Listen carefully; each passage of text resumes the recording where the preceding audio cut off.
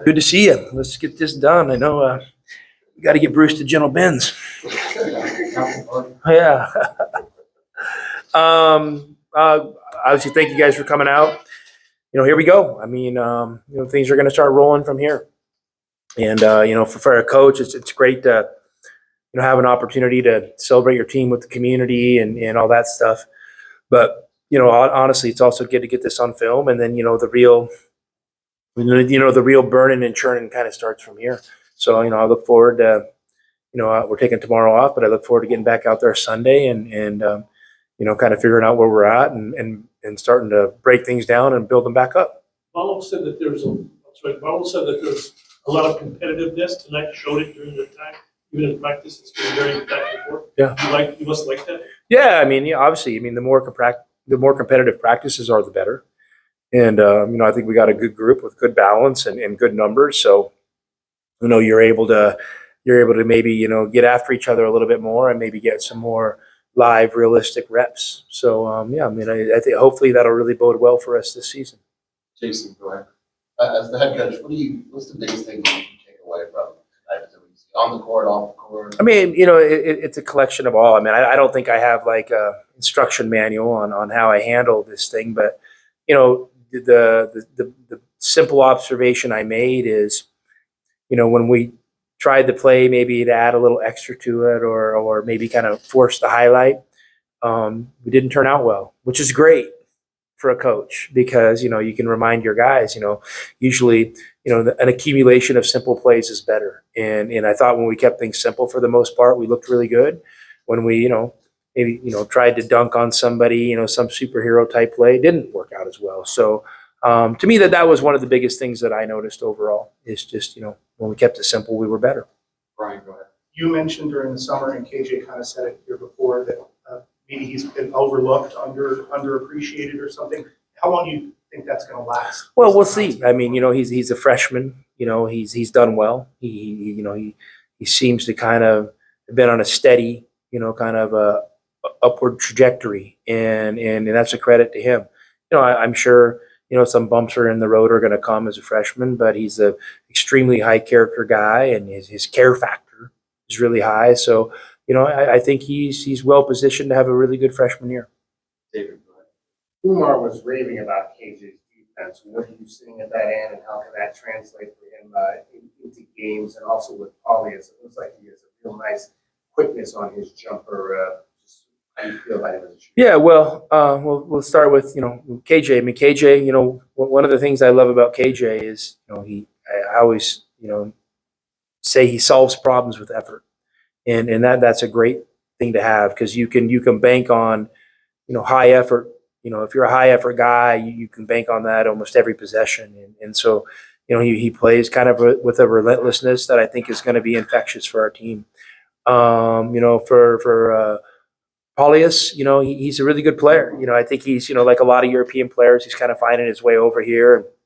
And we haven't had, too many moments where we've scrimmaged, for that length of time, this year. So it's good for him to get in the flow of the game and feel it. And I'm sure we go back and film, there's going to be a bunch of things, we can help him with. But he's never lacked confidence on the offensive end of the floor, which is, he kind of has that, that scorer's mentality where he forgets his misses pretty quick and he's able to kind of, keep on plugging away. And then with the Pac-12 ending after the season, there's a lot of historic rivalries that are coming to an end. What's your opinion on that? I mean, I'm not going to get emotional about it because it's happening. And so, I'll probably have a better opinion for you as we get closer to those things. But, honestly, my mind right now is, I know it's going to probably be boring for you, but breaking down this film and planning a practice Sunday and hopefully executing it well and getting better. That's, I'll deal with the Pac-12 stuff when it comes. Sure, go ahead. Obviously, what you have out of Umar, but what did you see from the bigs behind him tonight, and what did you learn about that? Well, I thought Krivas did a good job impacting the game. It felt like, he got fouled a lot. I think, he's going to learn this system and kind of understand where he can assert his will. I think, I don't know if it was him or his team, but, I think maybe he had some opportunities to, carve out and establish position a little earlier in possessions and, I don't know if he got fatigued or a little bit of game slippage. Probably both things happened. And, but when he was around the action, he impacts the ball, and he's a big, strong guy with great hands and an incredibly high IQ. So, I mean, I'm excited about him. Henry's, had a good camp. Obviously he didn't get to do much with us this summer with his ankle injury.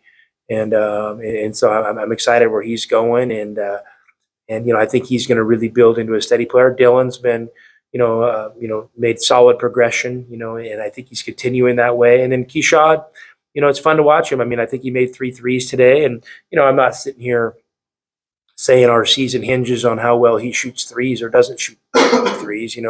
I think we can win a lot of different ways, but to see him do that could be a little added dimension for us. So I'm really, really pleased with those guys as a group. And, obviously, they're an important part of what we do. So I think they're going to create a lot of advantages for us. Steve, go ahead. What do you see from Phillips' potential? One, and obviously he can shoot it. He did what he did tonight. Not sure he didn't play much, but you can see that he has something. Yeah, I mean, Phillips is a good player. I think Phillips is one of these guys. Like he's, I think he has an ability to be one of our, if not our best shooter.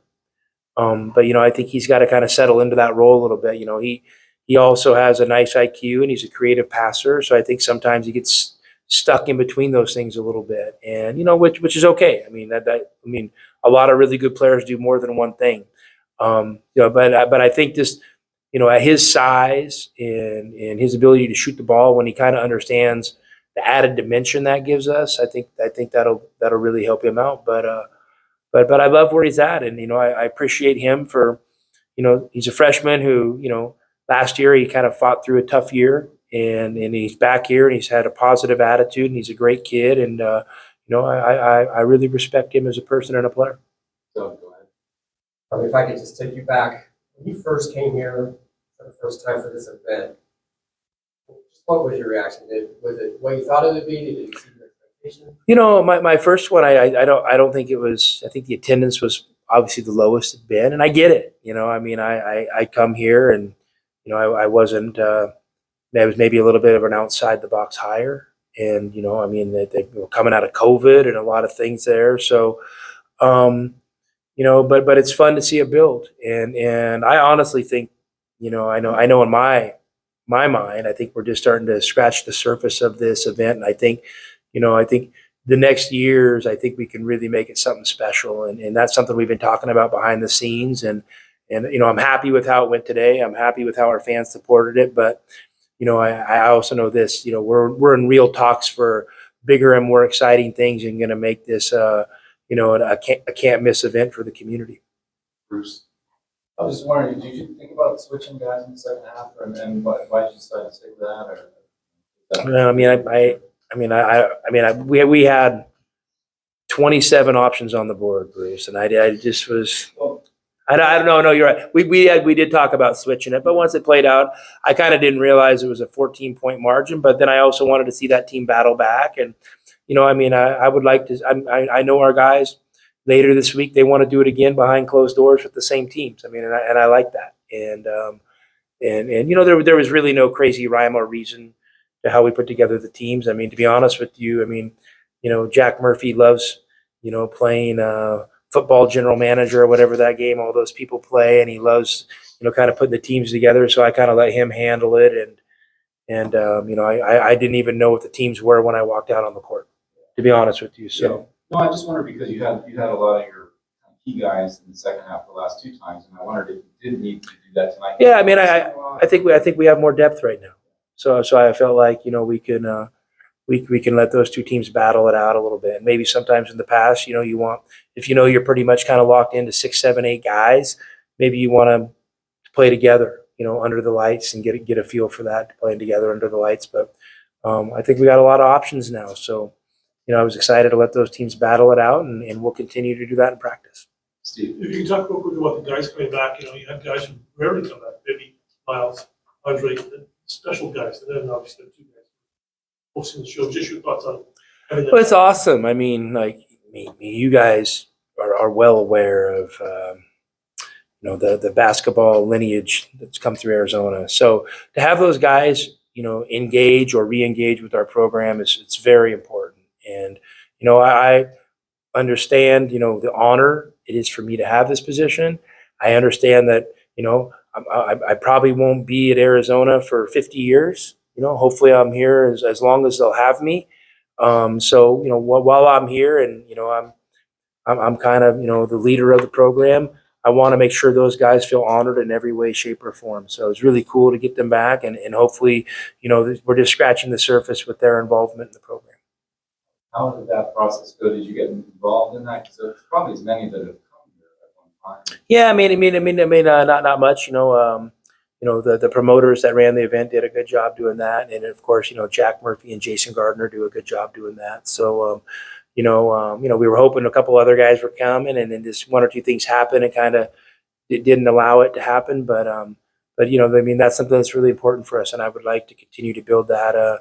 Getting those guys back here and celebrating them, and hopefully build more events around it, and just making it a special opportunity for the fans. We had a really kind of cool like VIP reception before, where some people bought these packages to do that thing, and it was really cool. I mean, just to see how excited the fans were to see, Jason Gardner and Richard Jefferson and Channing, and it was really cool. And to have Andre come back, who's just a crazy special guy, and then Miles. I mean, I thought he had the line of the day.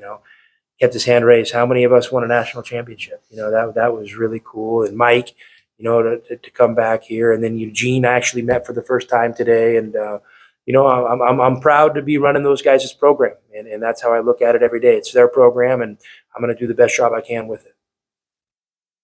KJ said you wanted to sign off on that dunk. I didn't know. Did you have to ask you?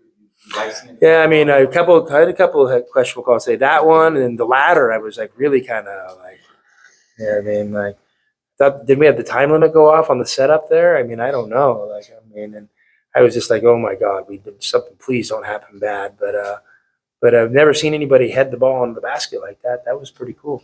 So yeah, it was fun. I mean, it was fun, and to have those guys do it, and I thought the 3-point shootout was good. I thought the dunk contest was great, and I thought the guys played pretty well too. And I think hopefully if we did this again next week, we'd play a lot better, and that would be my plan.